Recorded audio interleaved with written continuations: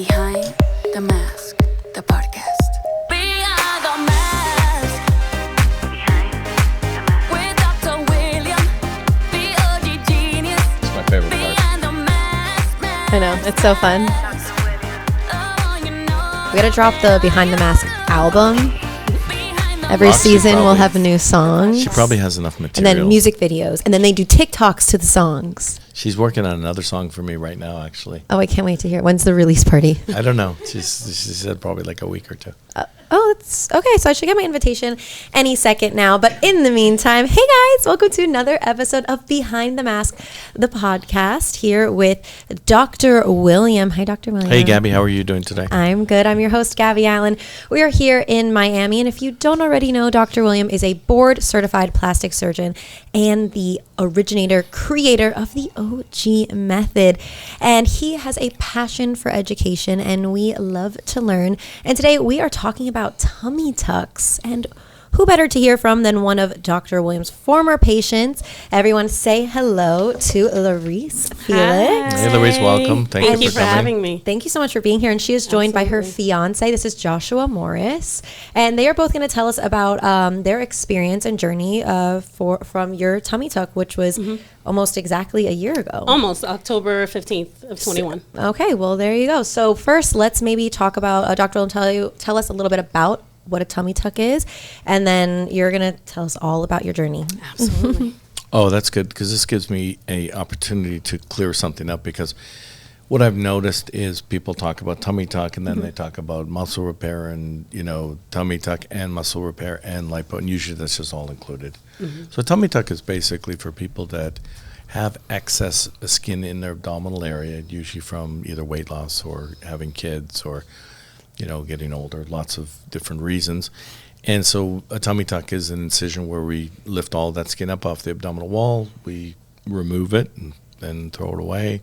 We tighten the abdominal muscle to make the abdomen flatter. Usually when you've gone through either of those things with weight loss or kids or whatnot, your stomach muscles kind of move apart. So we restore those to where they were. And then usually I add liposuction. Either a little bit of lipo in the upper abdomen, everybody gets that because you don't want to remove that fat down. Can't be as thorough with the liposuction when you're doing a tummy tuck in the front of the abdomen as you can if you're not doing a tummy tuck just because of the blood supply. Or that's a tummy 2, or we do a tummy 10, meaning full 360 degrees circumferential liposuction and combined with the tummy tuck. And that's really the for those patients that need it, that's how you get your best result with the tummy 10. Oh, well, you made it sound so simple. Yeah, no, it's a pretty straightforward operation. Now, Laurice, what made you decide to go about this route, and how did you come to find Dr. William? I decided after yo-yo dieting, I was losing weight, then I was gaining weight back, and then I was losing weight and gaining it back, and then finally I gained a lot of weight. I got to my heaviest, and I was like, I have to do something about this. And then I started researching about tummy tucks on YouTube. And then I was like, okay, I got to lose weight first. So, so then having Joshua as a personal trainer and my personal go-to. Good choice. Right? I started hitting the gym. I had to change my diet, getting my water intake up. I lost 51 pounds prior to surgery. And then during my research, that's when I came across Dr. William. And then I put it on the big screen in the bedroom, and I say, you got to watch these videos with me because this is what I want to have done. So, because obviously his input played a huge role, too, because he was going to have to go through it as well. Right, because he was your primary caregiver. Absolutely. During the process, and also your support my other system. half. So. Yeah. So you are just as part of the journey. Absolutely. Yes, it's been a journey. It has been. We're still on it. Still, yes. So, all right, let's kind of maybe take it from the beginning through then. So you had your consultation with Dr. William, and then what was the process? Because you had already lost the weight before. I lost the weight. Well, when I booked my surgery, I had not lost the weight. I went down for a consultation. They told me, where I needed to be for my weight. I said, okay, that's fine. But I had a year out. And that I purposely booked my surgery a year out to give myself time to physically prepare, mentally prepare. So that's what I did. I got my date. I went and I said, okay, this is how much weight I have to lose. And that's what I did. So But then I wasted a lot of time because I'm like, oh, I have so much time, a whole year out to lose 50 pounds. And then once I got to about like that 6-month mark, I was like, I better get moving. Better get on it. And that's what I did. I went really hard the last few months. I got the weight off. I did practice pre-op, what do you call it, the labs. I wanted to make sure my labs were going to be good. I didn't want any surprises, you know, when I turned in my labs to the surgery center. So I did labs. My hemo was a little low.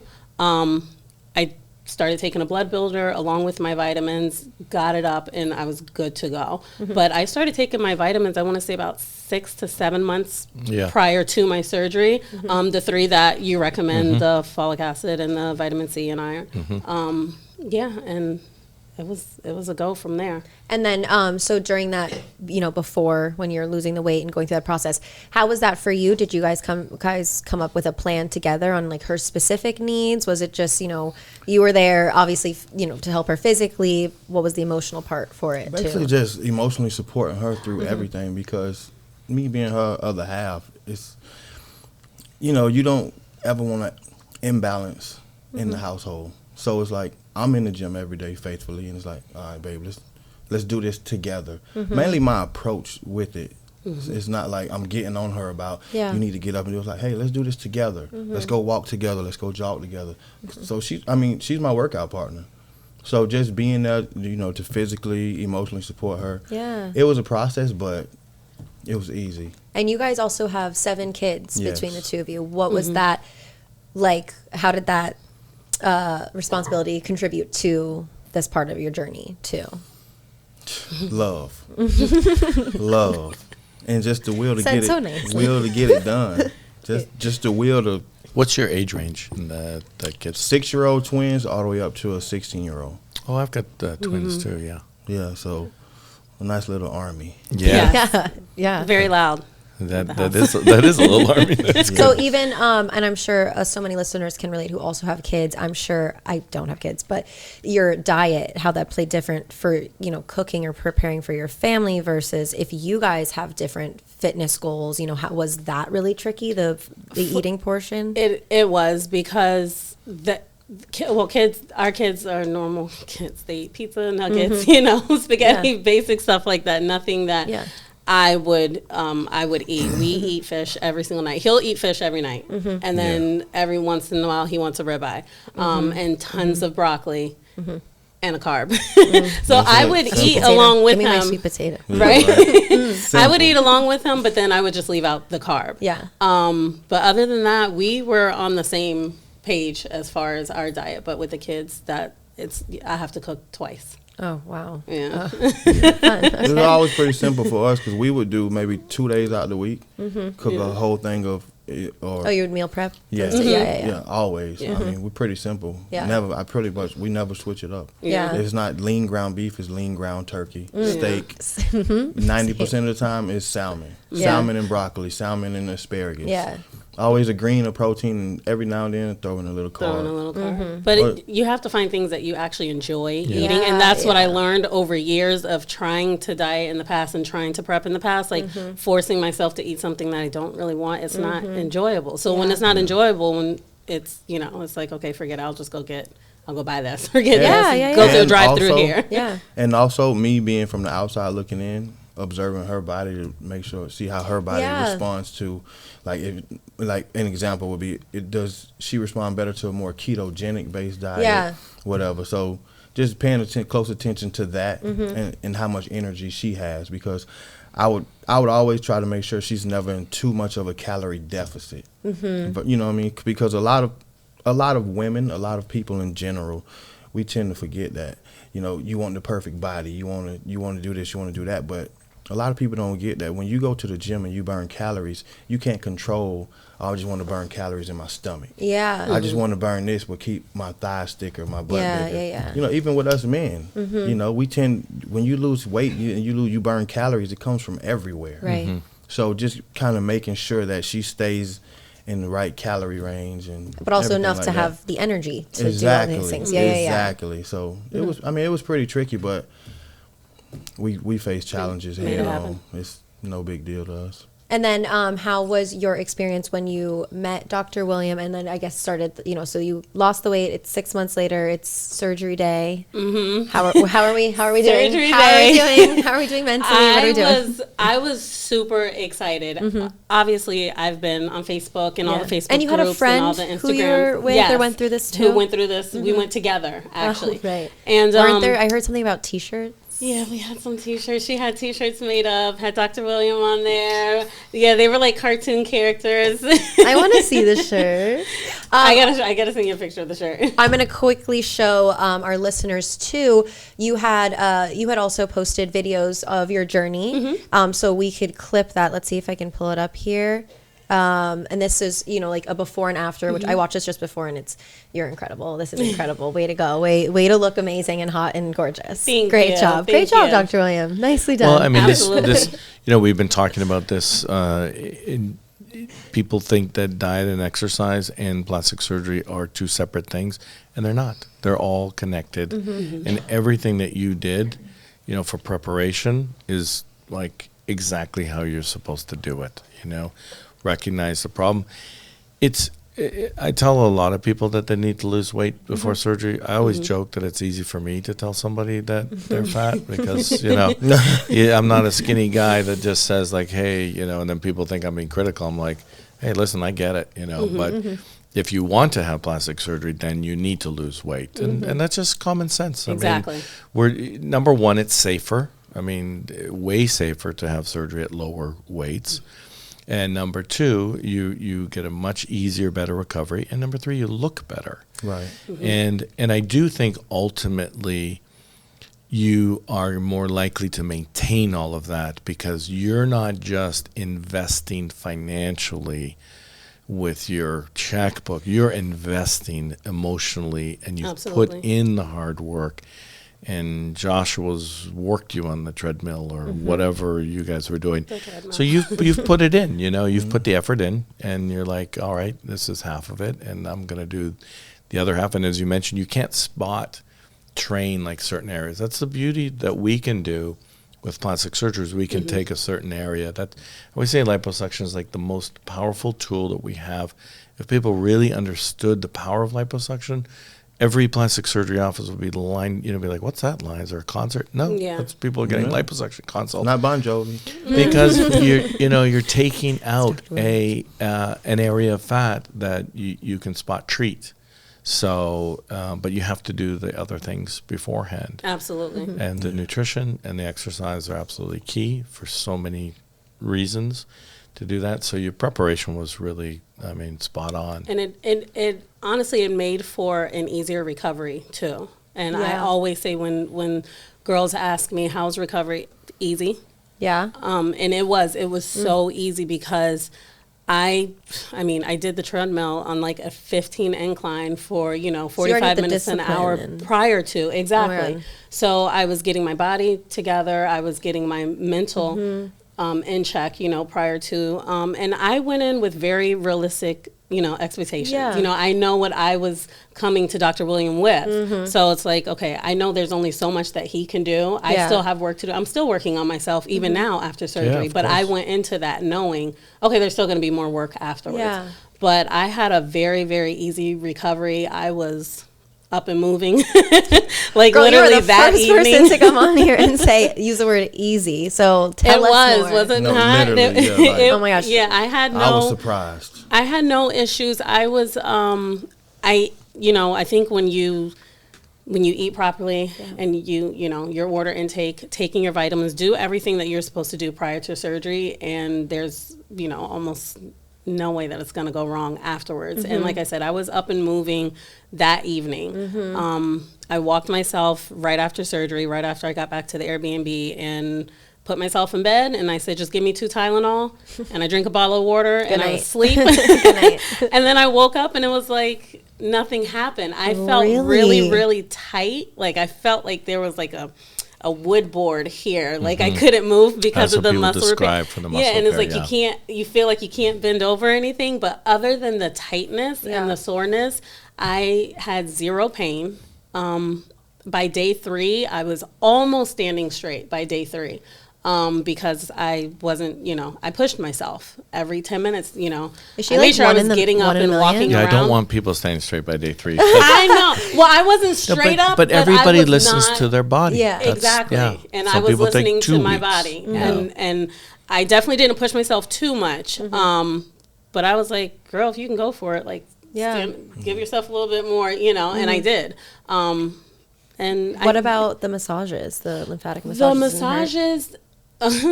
Okay, so they were And she's humbled. There she is.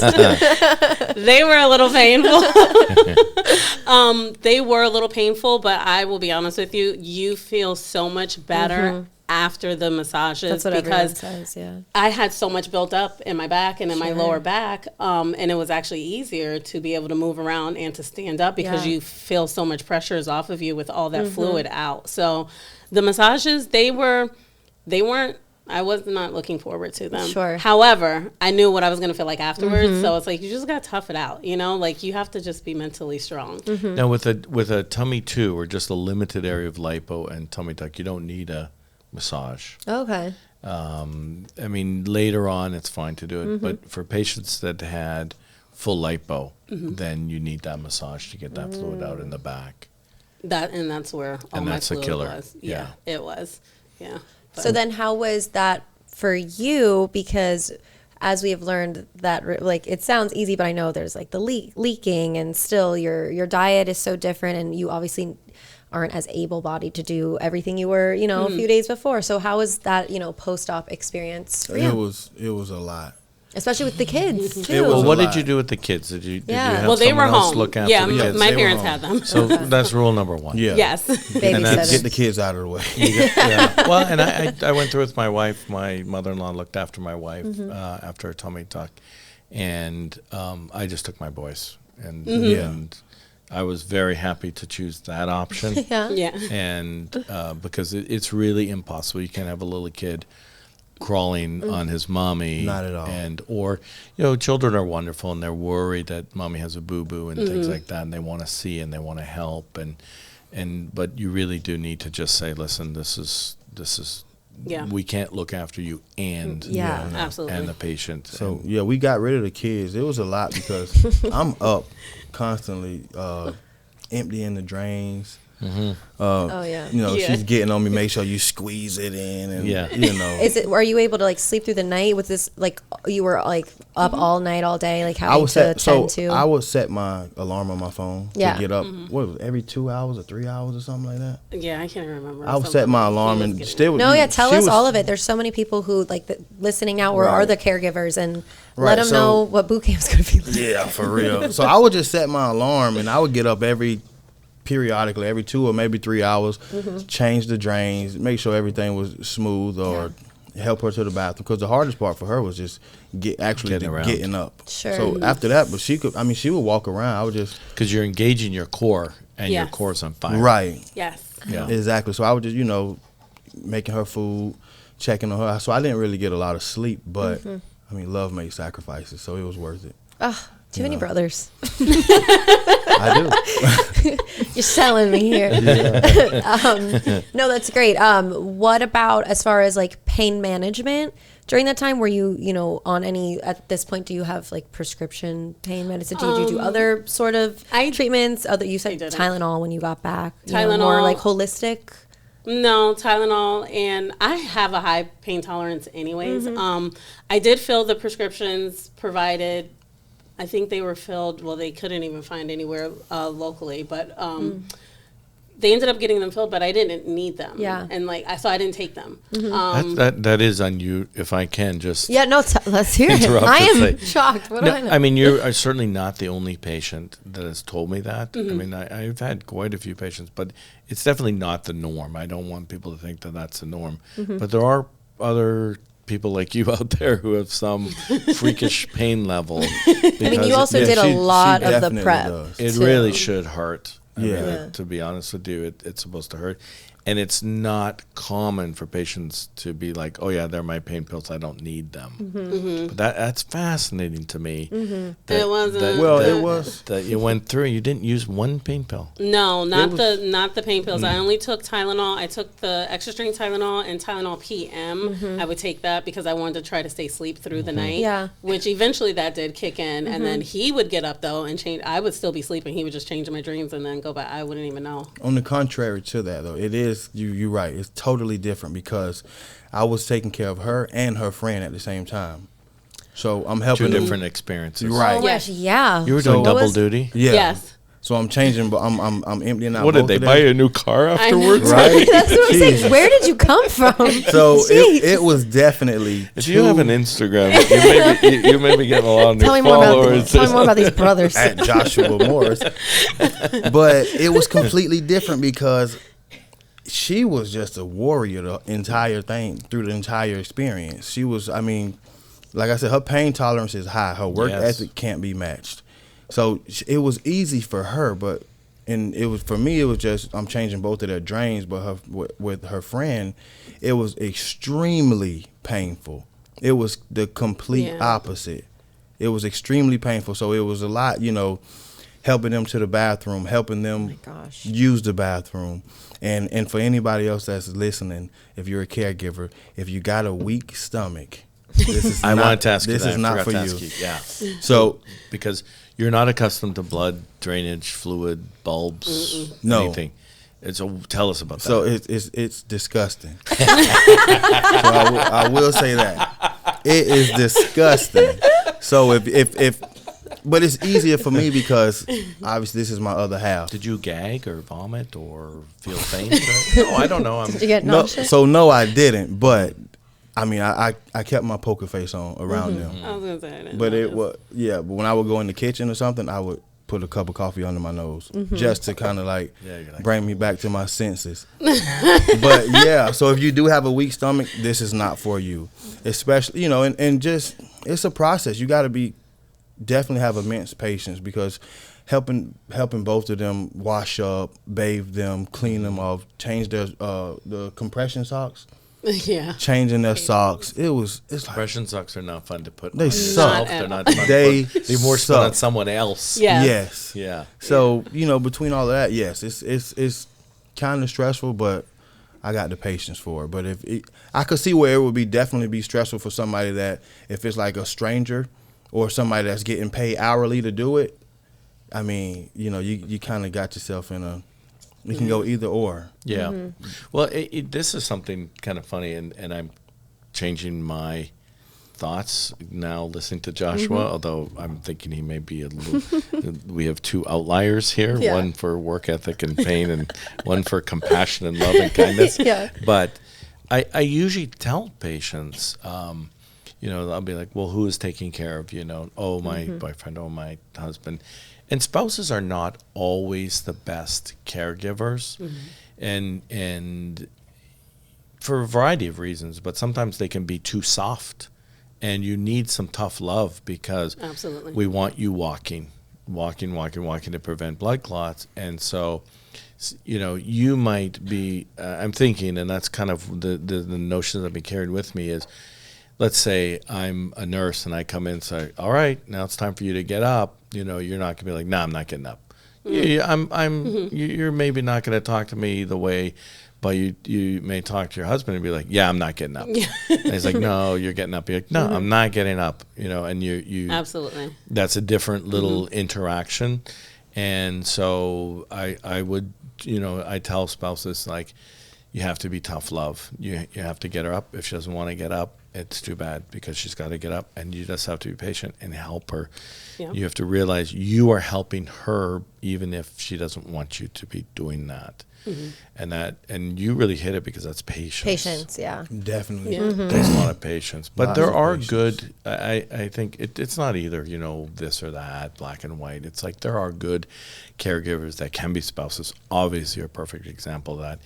And then other caregivers that are not, but they're just really kind, empathetic, compassionate people.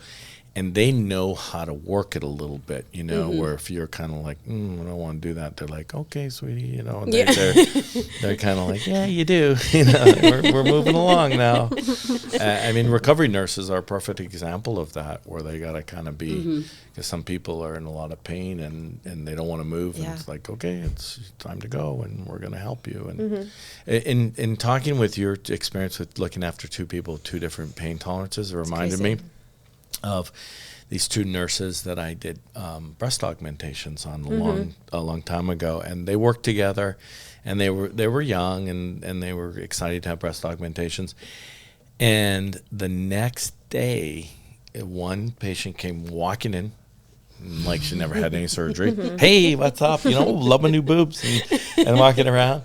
And the next patient, I kid you not, because this is not common for a breast augmentation. She was crawling on the floor? In a wheelchair. I did your breast Came in a wheelchair. Did I do your breast or your knees? And I was like, what is going on?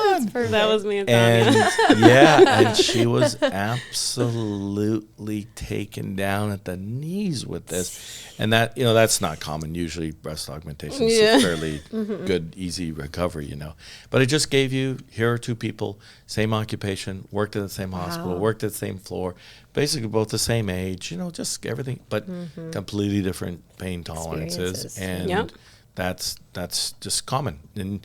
And sometimes when people tell me they have a high pain tolerance, I'm like, oh, that's going to be terrible, because they usually don't. They think they do. Yeah. Right. But that's interesting how you and that's a different experience for everyone. Yeah. You know? And I think your mental has so much to do with it too. I was going to say, how did you mentally prepare for all of this? Gabby and I are very in tune with that right now. Yeah, we are. But actually, I can't remember which one of you said it, but you, like, it's different than just doing the treadmill at 15, because that's like hard work, pain, discipline. Okay, then you can translate that. But then mentally, there's some other things too that are going. In retrospect, are there any things that you did preoperatively that you went over, like, I don't know, any visualization or like therapy or anything you mentally anything mentally that you that was helpful or worked for you? I did not do any therapy. However, I see where it can help a lot of people who are going to have surgery to do therapy prior to your surgery, especially if you're not a self-motivating, mentally strong individual. I'm very mentally strong. I can hold my own. So, you know, I read a lot. I saw a lot of videos. I watched a lot of comments, you know, how, you know, other people's experiences, not necessarily with tummy tucks, but just in general. And it's like, okay, don't want to be like that. Don't want to think like that. Got to be realistic, you know, and all these. So I educated myself. So I went in like, okay, I'm gonna be strong about it, and this is what is to be expected. So that way, when I went through it, I was like, okay, this ain't so bad. If only we had the podcast then. We'd have one place to go. Her perspective and the way we look at stuff also played a major role in that, because it's like, for one, it's like protecting your investment. I'm not gonna spend all of this money on something, and I have, I feel like everything has to match. So it's like going to the gym. For us, I always say it's a lifestyle. It's not a habit. If we could sit on our phones every day and look at Facebook, TikTok, if you could spend, let's just say 6 hours a day on that, you can at least go to the gym and spend 20 minutes, 4 days a week on your body. Yeah. You know what I mean? Yeah. About balancing your time, because it's a lot of stuff. If you don't, I feel like a lot of people, they have that misconception of, oh, I got surgery, so I'm good. It's like, no, you got to maintain that. You don't put oil in your car when your car's out of oil. You maintain the oil in the car. You know what I mean? Yeah. This guy's dropping wisdom bombs. He is. So, tell me. Got that down? Teach me things. So with us, it's like, you know, you got to have the work ethic. You got to have the discipline. It's not just going to come. You don't just get surgery and, oh, I'm a brand new person. No, you got to maintain that. You know, and it's going to be easier once you got the results that you want. Because one thing about all of us, we all got in common, is all of us could go in front of a mirror naked and point out 10 things we don't like about ourselves. But 10, you said? 10 at least, at least. But if He you don't, includes his curls that are out of place too. yeah, right. But if you don't have the That's it. There's mentality, only 10. He's if you don't done. have the mentality to match the work ethic, you know what I mean, or the work ethic to match the grind, it's not going to work. It's like me putting a big motor in a car, but the transmission doesn't line up. You know, everything has to be working parts. The water boy is just as important as the quarterback. Yeah. So her work ethic was always there, you know, and the discipline was always there. I don't even have to get on her about going to the gym. I have to get on her about doing too much at the gym. I'm like, dude, 3,500 calories equal 1 pound. Our goal to burn 300 calories every time you get on the treadmill, not 800. Like, relax. That's my goal. You know, she'll get on the treadmill in an hour and a half, an hour. It's like, Yeah. no, just don't overdo it. Let's keep keep you in that calorie count that we need you to be in. So you know, so it's a lifestyle. It's your perspective on it. How did your time or your workouts and your like physical part of that change once you were able to get back in the gym? I'm assuming when- obviously when you did didn't you go. get back Yeah, in when the did you gym? get back Right in the gym? the day Oh, of God, it clearance. just says like a week. Day of Don't No, clearance. no, Day of I- clearance. Day of clearance. cancel this podcast. Get out of here, liability. Where's the chef? Get out of here. Let's get this lady out of here. Day of clearance. No, it wasn't the day. And see, that's another thing too. I did everything I was supposed to do Yeah. because I prepped so hard to be able to get the surgery. Yeah. And then getting the surgery, then going through Yeah. it, I wasn't gonna mess it up. Yeah. So I definitely waited. What is it? Is it 6 12 weeks. weeks or 6 weeks? Whatever. I usually Maybe say she 6 should tell us weeks. what she really did. Yeah, I know. No, it's whatever he said. Right, all right. of But I course. literally counted down to the day. It's like, okay, we're allowed to work out this day. Yeah. That day I was in the gym, and it was like either Saturday or Sunday. I'm like, I don't care what day it falls on. But did you I have went that to day.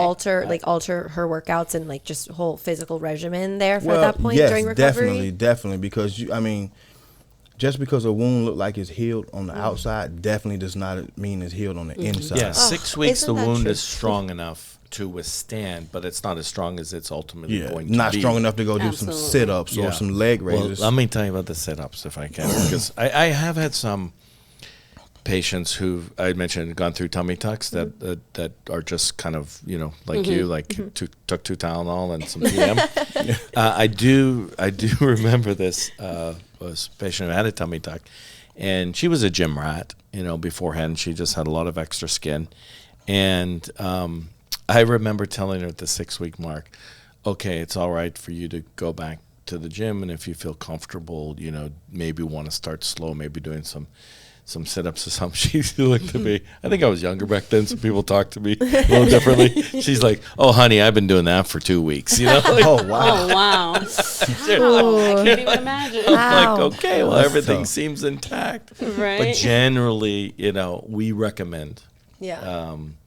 people. I had another experience where I went out for lunch, and I was coming back to my office, and there was a patient. I was like the 1 o'clock patient was kind of checking in when I was walking in through the kind of side door, and I had I couldn't figure it out. I had like a weird deja vu kind of confusion because I saw her, and she had a tummy tuck the day before, but she was wearing all of her work clothes.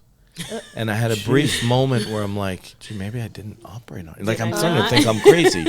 Well, maybe I didn't operate on her. But she actually went back to, now, there were some extenuating circumstances.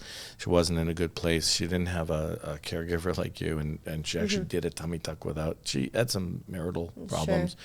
And so she did a tummy tuck without telling her spouse. And so she's like, I'm going to go to work the next day because We don't recommend that. They ended up not working out in the long term. The next day.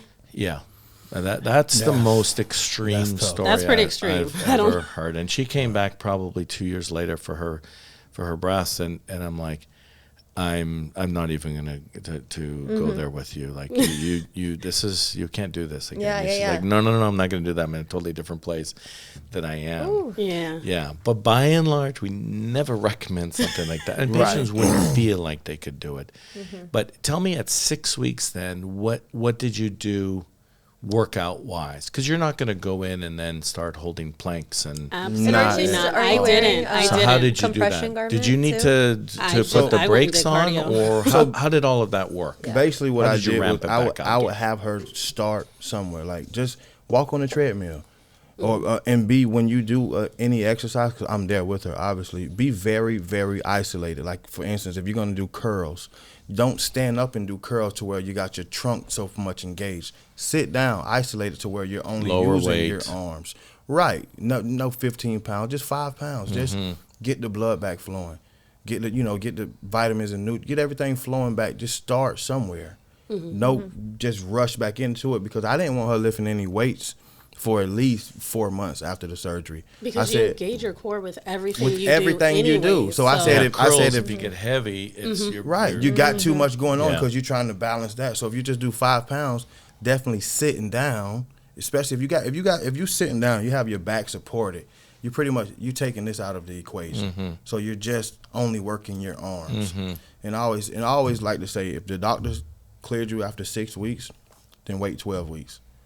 You know what I mean? Because, just like I said, everything, it looks like it's healed on the outside. You definitely don't want to have any kind of internal issues with that. So you went slow. And that's what I went extremely slow. I started Were you good off about doing that? cardio. Was I that was difficult for you? It was not, because, like I said, I put so much work to get to that point. There was nothing I was going to do to mess up my results or injure myself or, set myself back. Finally, when I get the clearance, like, okay, I finally made it this long, I can start working out. No, I wasn't gonna take a chance and risk it. That's so amazing, though, that you still maintained, or like that you were able to maintain that discipline when you got the clearance. Because I know me, I'd be like, okay, well, can I just start lifting? Yeah, no, now? absolutely. Like, can I just do it right now? And even after that, I want to say it's probably a month or two after that, I did start light weights. And even doing the back machine, I just felt so much, I was engaging. And I said, you know what?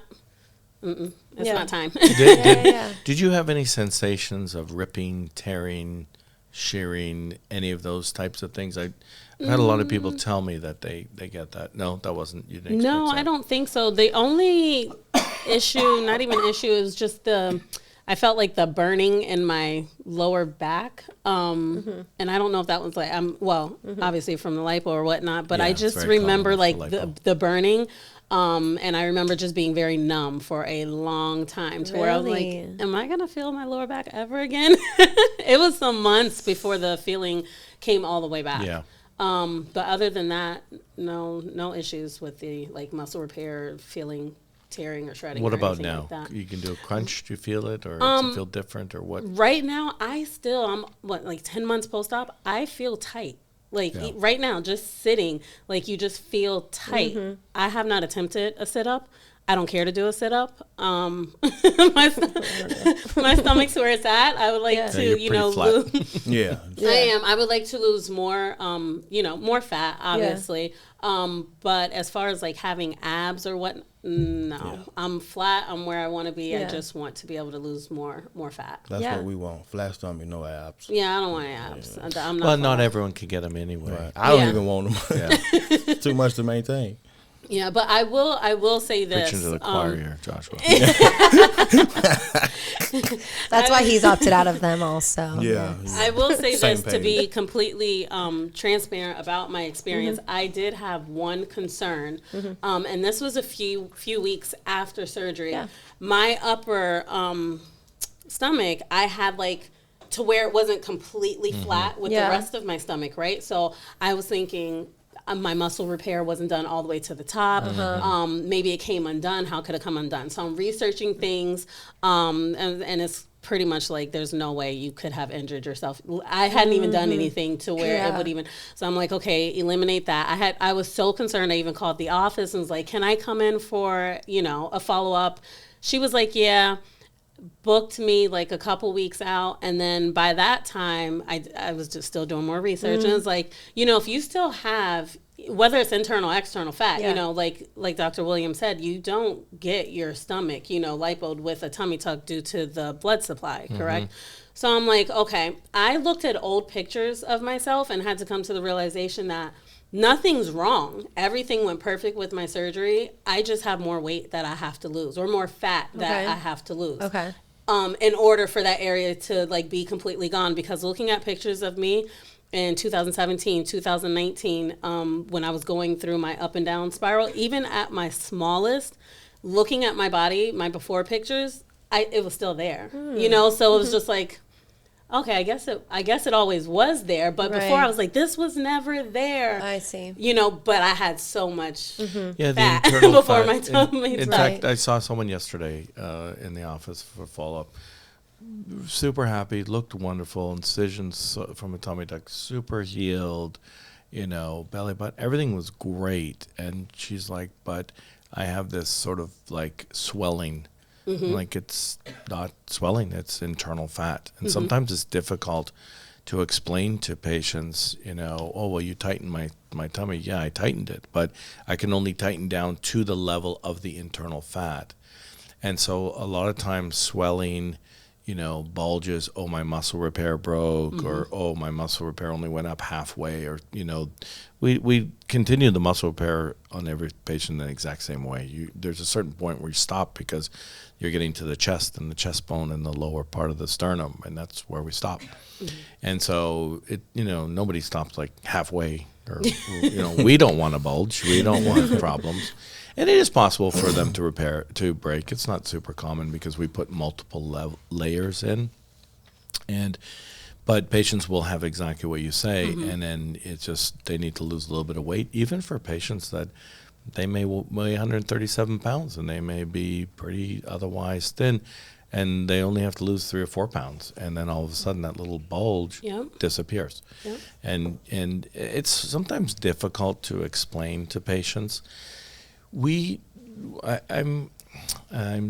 never like to blame patients for problems. If we have problems, then we do. Everyone has problems. I will accept responsibility. I remember when my wife had her tummy tuck, and she felt very guilty when she went back for one of the post-operative visits, and they said like, oh, well, have you lifted one of your boys? Oh, yeah, I had to, you know, he wouldn't get in the car and daycare and blah, blah, blah, and I had to lift him. You know, oh, well, that's why, you know, and blaming the patient. And that's not a good way to do it. So I think sometimes people, when they come back and they have a bulge, and I'm saying you need to lose internal weight, like, oh, well, now you're blaming, that's my fault. Yeah. But I really don't mean it in that way. It's like, this really is the reason why you have that shape if you get rid of the internal fat. Now, if you don't believe me, which happens, you know, patients be like, well, that's not really true. It's swelling, there's fluid there, whatever. I didn't have this before, blah, blah, blah. Yeah, I just, okay, well, lose weight. And that's the way to prove it. You and know, then see, yeah. And you can see, and then it happens. And I've had that experience, like you described, multiple times, where patients will be like, "Hey, I'm not as flat as I want to be, and if you lose some weight, there's no more fat on the outside, you know, from the lipo. There's no more skin. Everything is tight, so it's just the internal fat showing itself. Internal fat is just our nemesis, you know, because we can't do anything about it. Only." You two, you know, doing your diet and exercise and can do things about that. Patience and trusting in the process. Yeah. Absolutely. So yeah, so I never went for the follow up. Yeah, I know. So, yeah, I know. Yeah, I was like, okay, never mind. I know what it is. Nothing's messed up. Got it covered.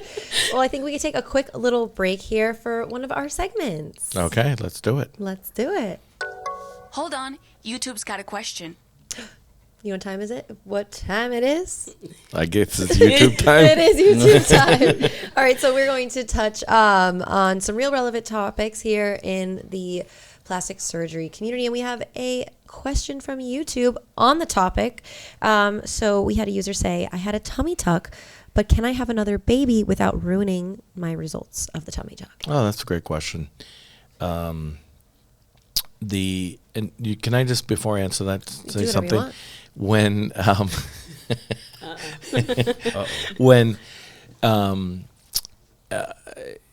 you'd be surprised at how many times, and I've talked to other plastic surgeons about this. I've never had a tummy tuck, so everything I've learned from tummy tucks comes from patients. Absolutely. And and every once in a while, someone will ask a question or have a comment, and I've never ever, even though I've seen every aspect of it, you're like, wow, that is fantastic. I can't remember. I answered one yesterday on YouTube, and I was like, oh, I've never thought of it about that before. So comments are fantastic. Yeah, we need your questions. They're very helpful. So let's talk about, if usually what we'll say to patients, And I don't think we need to say it in Laurice's case with the 7 kids. So she's but perfect. we usually will say, like, wait until you've had kids before you have your tummy tuck. And usually as physicians, we try to tell patients things based on data. Take this blood pressure medication because we've got a huge trial that shows this. Therefore, there's the data. But with tummy tuck, we grow up as baby plastic surgeons. Don't do a tummy tuck on someone if they're going to have a baby in 6 months. It doesn't make any sense. So obviously we don't do any of that.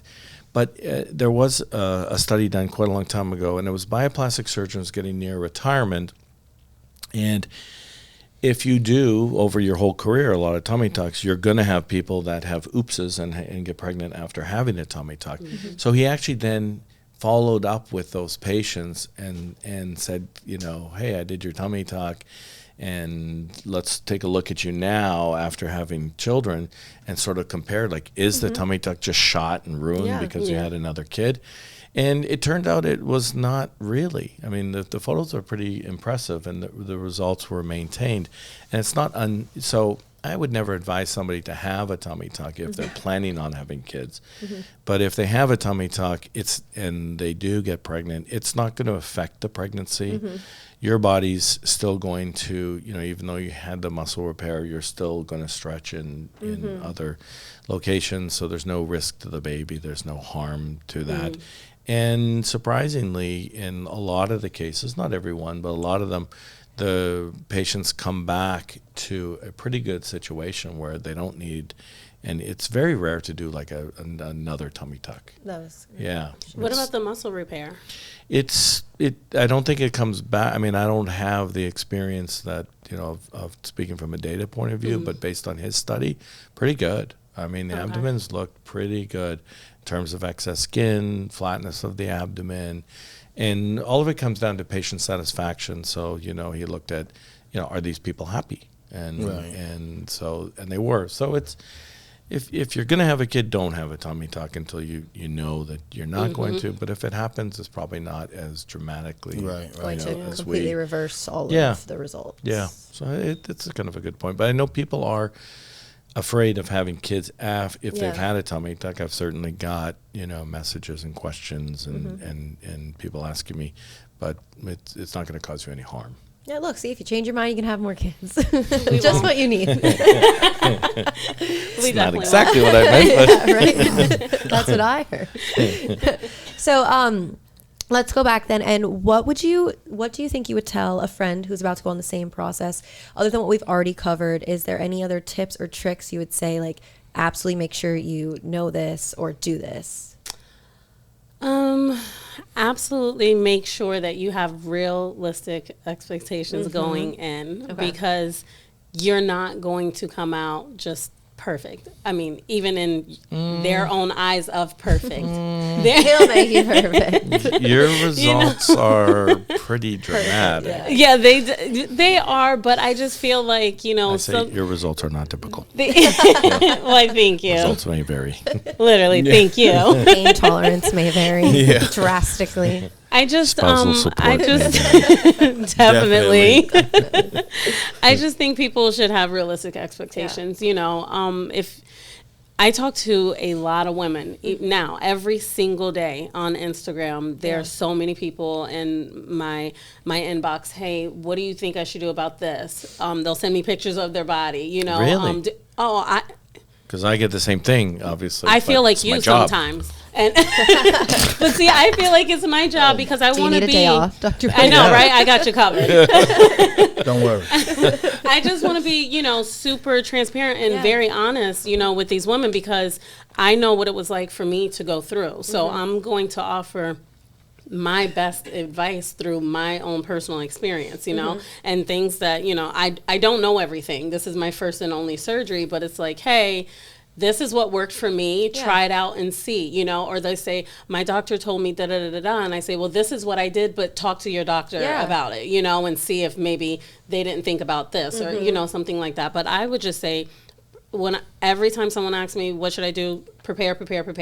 Take your vitamins. I literally send them a picture of the vitamins, that I take every single morning when I, with my smoothie. Take your vitamins, exercise, even if you just do 30 minutes of walking, like just do something. Do you tell patients to lose weight?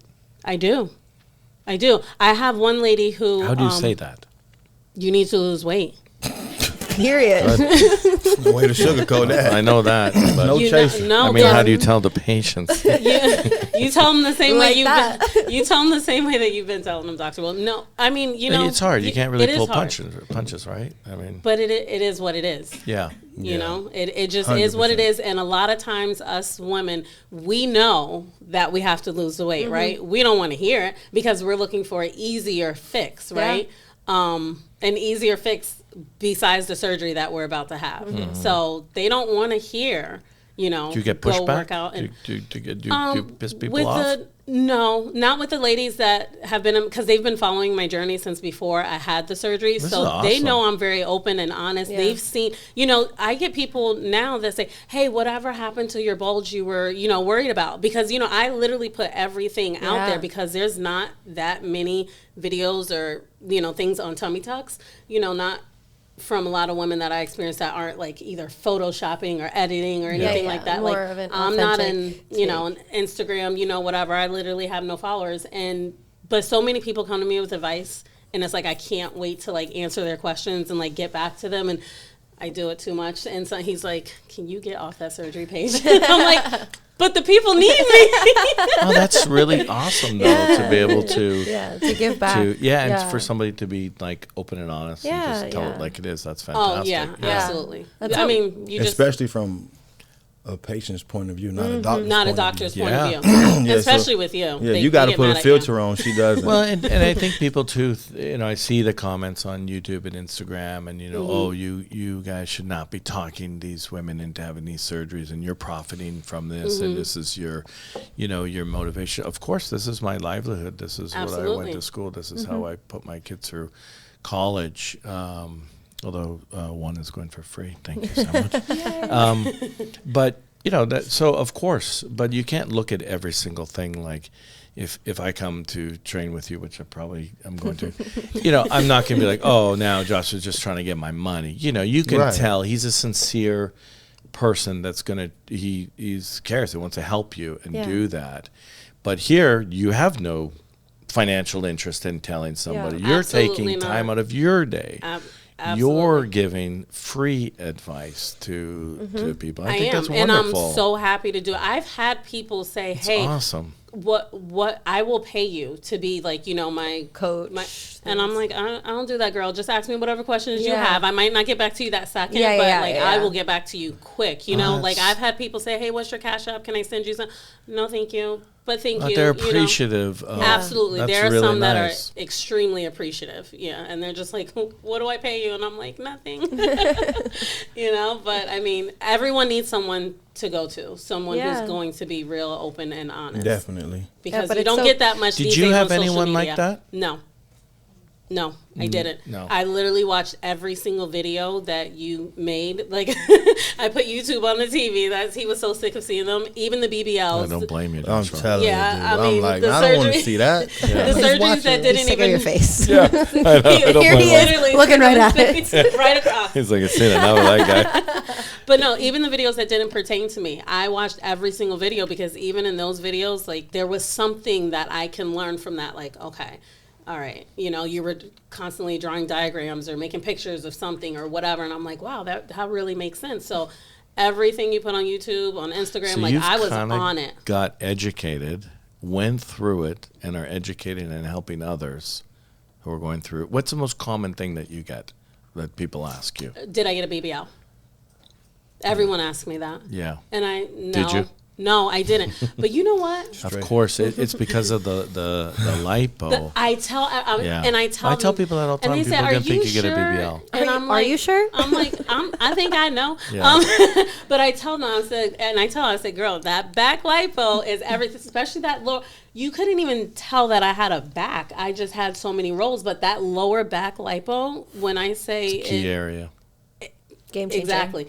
Game changer. And it does make me look like, I've always had hips and everything, but it definitely, I feel like my butt is more shelfy or has a shelfier look now. Yeah, you naturally, you have a good lordosis and you have a good volume and shape to your butt. So you just go around it, remove that fat from the key area. And I even went in, remember care of it.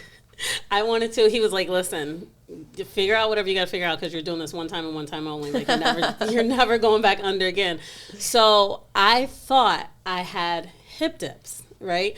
So, and I know you can't just fill in the hips, right, Dr. William? Yeah. So because it starts at the point of the projection, Somebody's been watching the video. So I said, I called. Stalker alert. Very much so. I found your very biggest much fan. so. So I called and I said, hey, I'm having, so I think this was like maybe a month out. Probably not even. And I said, I'm having surgery, how much to add on, for BBL? And, she texted me back, told me, okay, I go there for the day of surgery, do my consult. She's like, okay, I have you for a tummy tuck. And I said, yeah, but I wanted to find out about this area here. I don't need anything back here, but and she's like, she just looked at me like, girl, have you lost your mind? She's like, no, mommy. No, mommy. You are in Miami.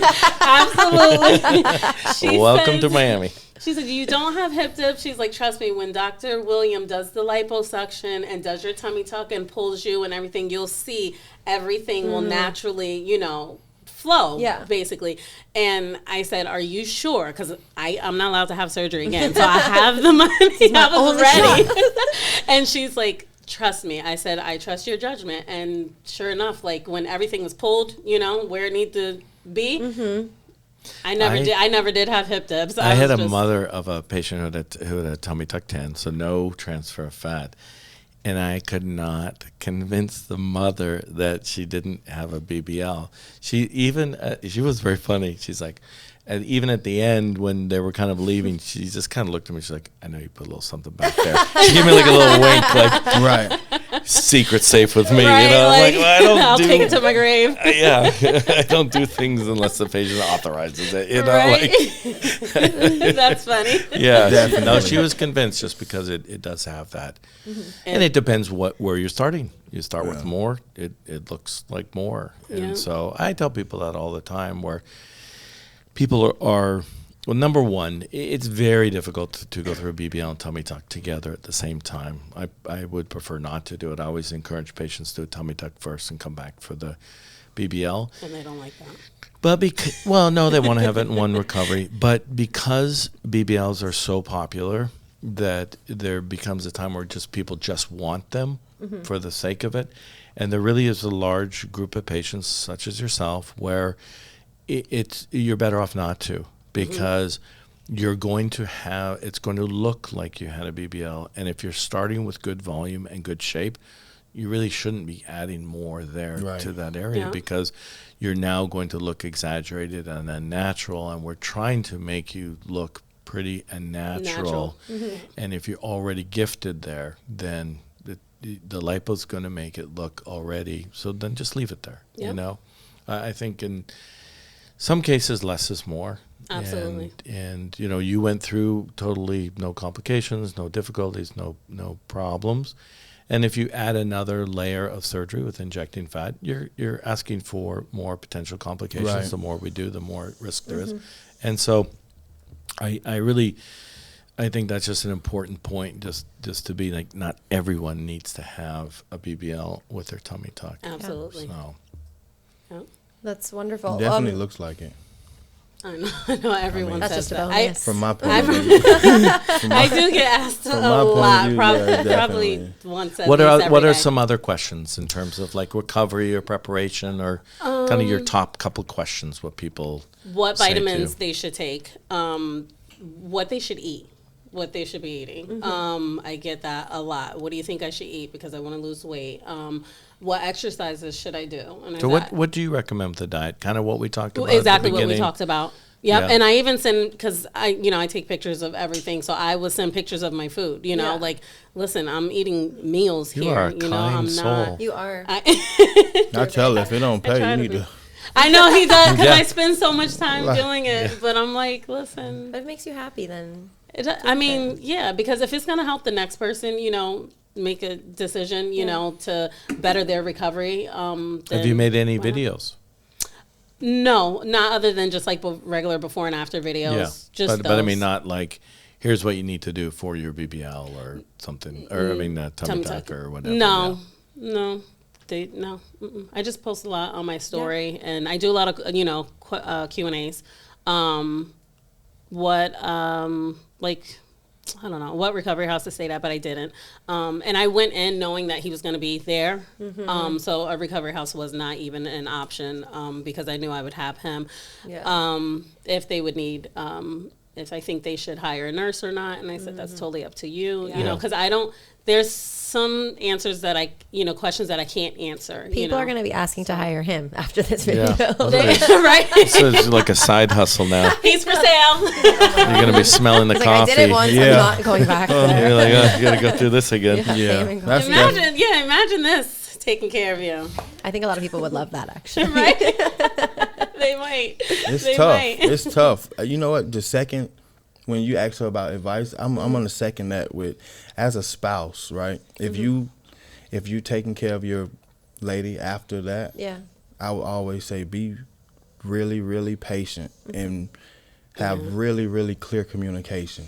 But not only be patient emotionally, but definitely be patient sexually. Definitely. Talk about that. That's a question I get all the time. Like you say, it looks like she had a BBL. So we had sex through my faja hole, okay? Yeah, so let's be real. Okay, I said to let's go. You guys just dropped the throttle right there. Mic drop. You said talk about so when you have to, and that's why I don't have the zipper on my faja. Right. So as I don't want any lawsuits. Your faja was not here when I needed it. They may see that as a flaw in the design. Right. Okay. As a man, you have to be patient because it's. But when did you have sex afterwards? When did you feel comfortable enough? It wasn't okay. I didn't know when feel you felt comfortable. He was As soon as he put down the cup of coffee. I want to say it was tell you, I need to test something off quick. But when did you feel comfortable having relations? It was a while. It was a while. We had sex like 7-8 days after. Okay. However, it was only for him. And I'm like, hurry up. Do what you have to do. I don't care to get anything out of this. Yeah. I earned it. Changing those drains. Change all this right after. Drains. I know you were sleeping while you changed those drains, but when you woke up, they were empty, right? Exactly. But no, honestly, Did you see me looking after your friend here? I know, right? He's. And that's why he says you got to have patience because we spoke about this and, you know. Beforehand. Perfect. And we did, you know. These are good things. We had, you know, as many relations as possible prior to because we knew that we were going to be without for some time during recovery, right? So we spoke about this so we could both be on the same page. He knew what it all entailed. He saw the videos. He knew. But then... I don't know. That goes out the window. It went man. out I'm still a man. You know, we talking with this head, but the other one has its own mind. So it's like, you know, you could prep all you want, but man, when it's time, it's just time. Yeah. But you should definitely still have that conversation. Definitely. Be patient and be careful. So after that first sort of unromantic whatever, I want to say functional. we were definitely. When were you comfortable then? I was definitely in my second month. Second month, okay. Yes. And I felt a lot more comfortable then. Sure. Of course, everything was still tight, you know. You're not really wanting to move certain ways, you know. I felt comfortable enough, and it wasn't just like, okay, hurry up and go. It was, you know, you can at least enjoy it. Sure. And then it only got better after that, after time. That's why I say be careful. With your new shape and everything, has that impacted you in that respect?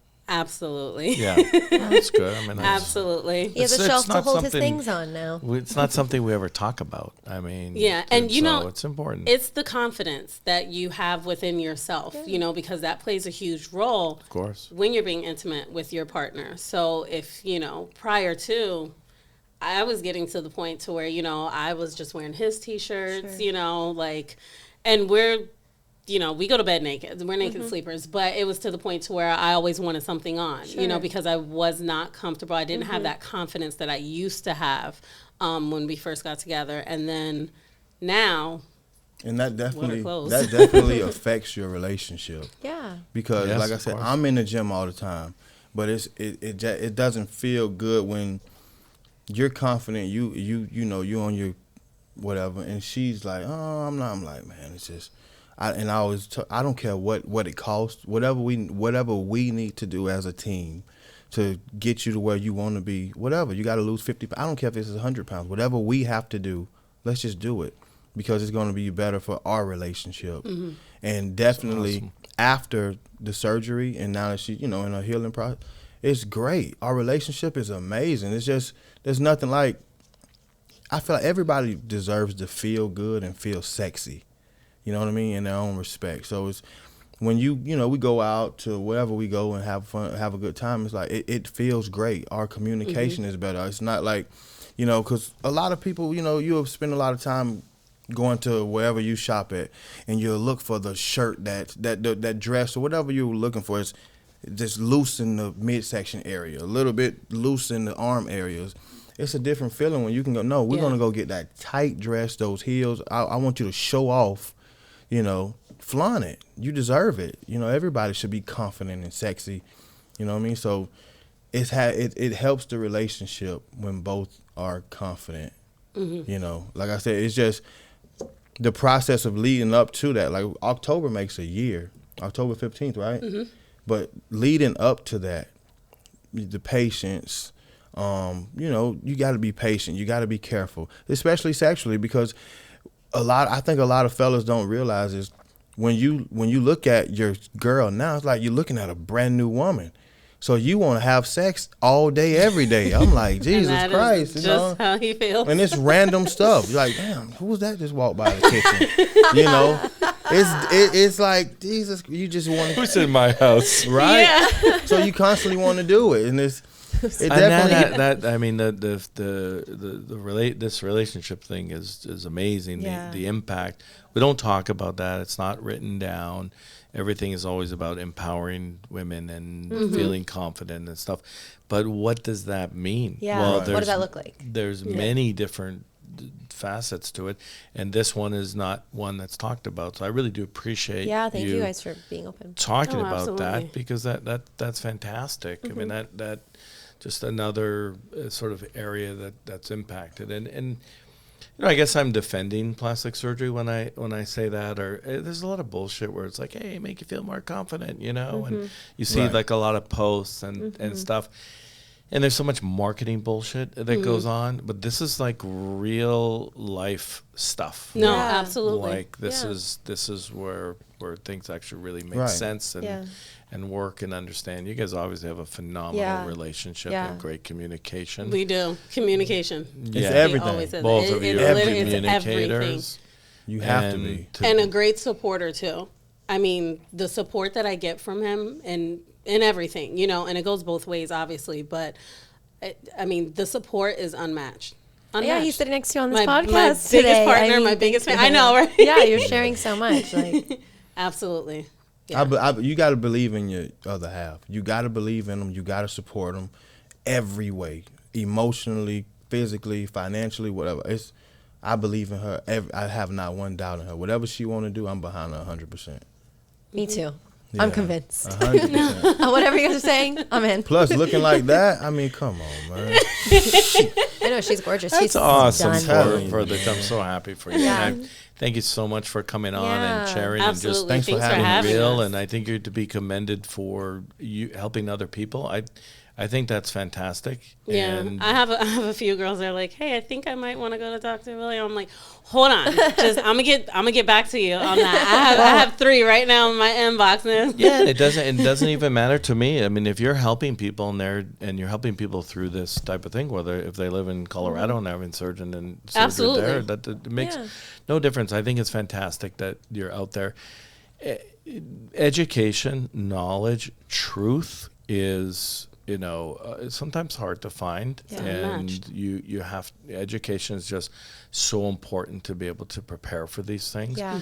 You're a perfect example of somebody prepared exceptionally well, and you had an exceptionally good recovery, and you had an exceptionally good support system. I did. And you talked about all these things beforehand. I think it's just the preparation is absolutely vital, and the two of you are perfect 100%. Yeah, preparation is everything. Without preparation, you're gonna fail. Yeah. I literally told someone that yesterday about their diet and their eating, and I said, if you're not gonna prep your food, you're gonna fail. So just don't start. If you fail to prepare to fail. Exactly. That's that so thing. true. But Sometimes I'll be in a situation where I feel somebody's not ready for surgery based on their they haven't thought it through, and they're not. I just get a feeling like she's not ready for surgery. I'll say to Olivia, my assistant, like I can't do this because she's not, because I don't like them, not because it's anything personal, but they're not ready. Right. They're emotionally not there yet. And that is such an important key to be able to do that. This is not a quick fix. This is not something that you just decide on a Friday and then you have it next Wednesday. Tummy tuck preparation in terms of just the logistics. Somebody taking care of your kids, that's a big issue. Yeah, it's huge. You have to think about all of these things, and the more you think about, the more you prepare. You're in a much better space to go through. And some people aren't ready, and I do tell people sometimes, I go, this is just not good time for you. And like, no, I'm ready. I wanted to do this. Sometimes they've wanted to do it for a long time, but that doesn't necessarily translate into being ready. Exactly. Having done the work and prepared for a long So time. Discipline and everything. They'll say, there's no and instant gratification. And listen, I know what people say about me being direct and rude and sometimes like that. I don't mean it that way. It's just, if I've said to people, I don't think you're ready. Well, I mean, people can get really mad at me and say that, but I'm not doing it in any type of hostile way. And I've had plenty of people who were not ready come back 6 months later and be like, you know what, you were right. I actually wasn't really, I was doing it for this reason, or I was doing it for this person, or I really wasn't in a good place when I was there, and thank me for doing that. That's awesome. That's perfectly example of all of your preparation to get ready from all of the different facets. It's so many different ones. Before you go ahead. Yeah. So. Well, again, thank you guys so much. Thank you. Awesome. Absolutely. I've learned a lot from you guys, and I hope that our listeners learned so much. But before we go, we have my favorite part, the wheel. The wheel. Oh, let's do the wheel. Say hello. Say hello slowly. She likes to take her time. She takes her time? She does. No need she to makes rush. an entrance. Drama queen. Right. It's all in theatrics here. What are we hoping for today? you don't know, then now you know.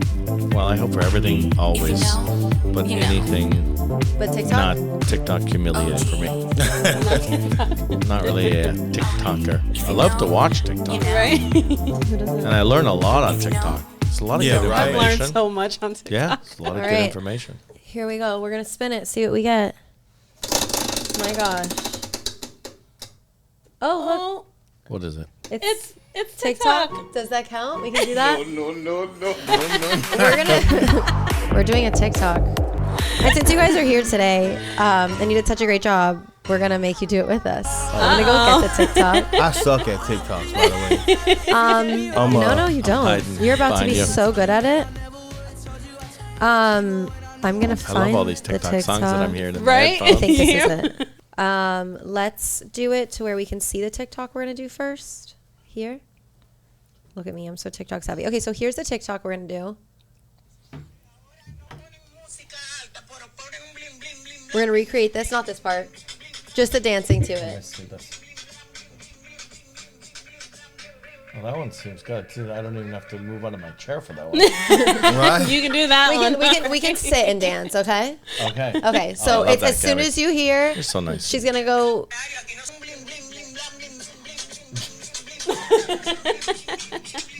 All right, Okay, I'm doing it. let's get ready. Let's do it. Where can we put it for all of us? Is this my camera here? Yeah, turn that one off. Should I put the camera up at a certain spot to Yeah, grab us? sure. All right, let's see here. Thank you. Okay, we're gonna have Lillian record it for us. Okay, so it's when she starts saying like bling bling bling bling, then we dance. It's bling, bling, bling, blada, blada. Whatever she says. Yeah.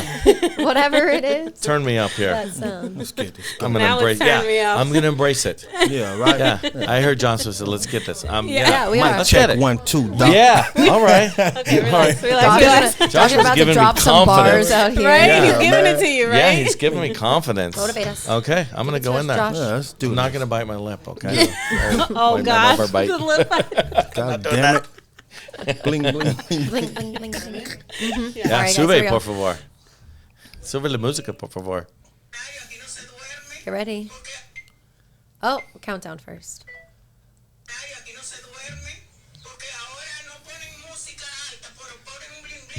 Bling, bling, bling.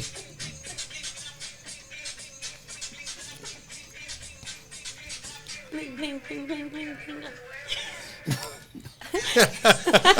We killed it. That was amazing. It's gonna go viral. That's the most I've ever danced on this podcast forever. Oh, don't worry, there's more coming. Josh was empowering me. Mic check 1, 2. He's like, let's get it. I'm like, all right, let's get it. Thank you guys again so much for joining Wonderful. us on Absolutely. another Have a great day. episode That was of awesome. Behind the Mask, the podcast. And remember, the more you know, the better you look. Don't forget to like, subscribe, comment, leave your questions, watch, say hello, go to Instagram, go to Apple, go to Spotify, go everywhere. And enjoy. Thank you guys. Next time, we'll talk about some more things. Thank you, Gabby. Thank you, guys. Thank you, Dr. Awesome. William. Thank you, guys. Super good. Behind the Mask, the podcast. Behind the Mask. Really good. You guys are superstars. Be OG genius. Behind the mask, mask, mask. Oh, you know the better you do. Behind the Mask, the podcast.